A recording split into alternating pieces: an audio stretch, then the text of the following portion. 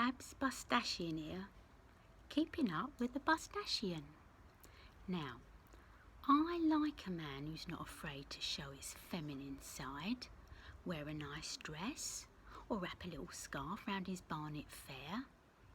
Let's face it, you wouldn't get Donald Trump doing that, would you? Not in public anyway.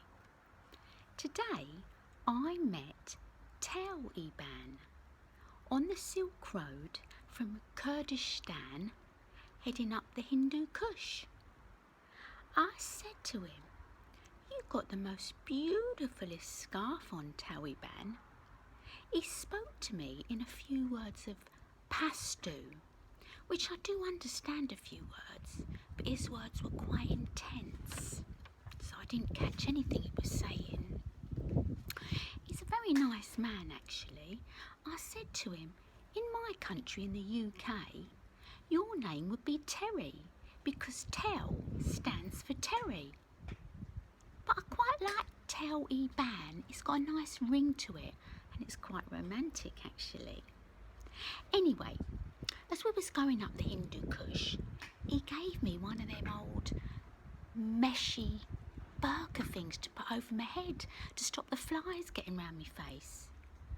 I said to him, "Tel, I got claustrophobia and I can't wear black next to my skin. I mean, it's very aging, isn't it?" So, when he wasn't looking, I lobbed it off the mountainside.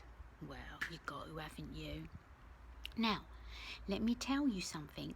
The Hindu Kush can be very tricky to pass in places, but I was thinking to myself, if they had a nice little boutique Marriott hotel and a McDonald's, well, I think it could attract a lot of tourism, you know. Look, Las Vegas was just a desert, wasn't it?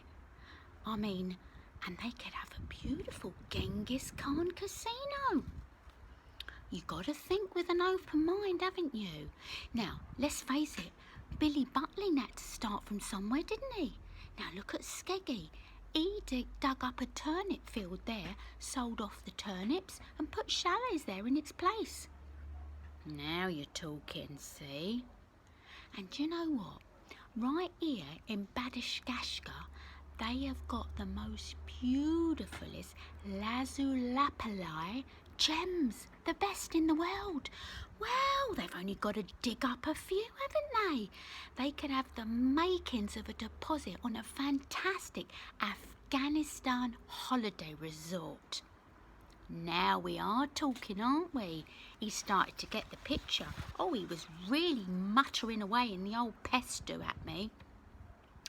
But actually, I was thinking to myself as well, I could be tempted to open an Afghanistan ice cream parlour right here where I'm visiting in Bamiyan, where the Buddha statues, the largest in the world, belong, or they did belong, until they got blown up in 2001. Oh, yeah. By some terrorists out on a stag night, I heard, who couldn't handle their liquor barrel. They should have stuck to their goat milk, shouldn't they? Look at the devastation now. But some countries are vowing, which is very nice indeedy, to help rebuild the statues. Anyway, I thought to myself, actually, while I'm here as well, I'm going to go and visit the beautiful monks' caves which are behind the Buddha statues, what's left of them. But do you know what? First of all, I've got to give that Tel the slips. Yeah, because he's getting a little bit strong now. He's actually standing right outside my yurt as I'm speaking to you. And earlier on, as I was talking to him, his dress kept rising up. And I thought, come on now, you're getting a little bit fresh with me too soon, Tel. Turns out he's got an AK-47 stuck under his dress. I said, look a minute, hold on, I know I talk a bit, but that's a bit extreme, isn't it? Anyway, he started going on in his old Pashto, didn't he? And I thought to myself, well, he can Pashto off from now on. So, as soon as sun up comes, I'm out of here. I've done my paintball training, I've been in Epping Forest, so don't mess with a Towie. That Tel's got nothing on me. Anyway, Sun up, I'm slipping under cover of me yurt.